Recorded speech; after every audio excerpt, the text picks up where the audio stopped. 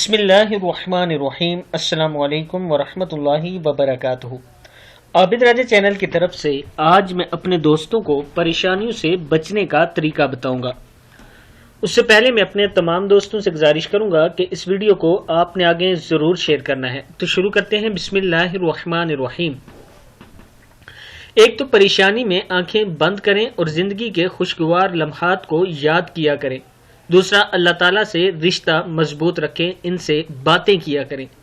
तीसरे नंबर पे दूसरों को खुश रखने की कोशिश करें, आपको सुकून मिलेगा।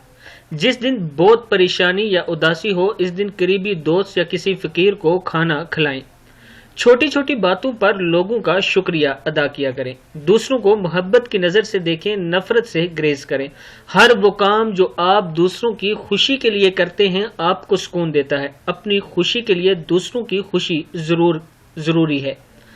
ये वो काम हैं जो आप करेंगे तो इंशाअल्लाह आप परेशानियों से बच जाएंगे। इस वीडियो को आप दोस्तों ने आगे जरूर शेयर करना है और इस पर अमल करना है। अस्सलामु अलैकुम वरहमतुल्लाहि वबरकातुहू।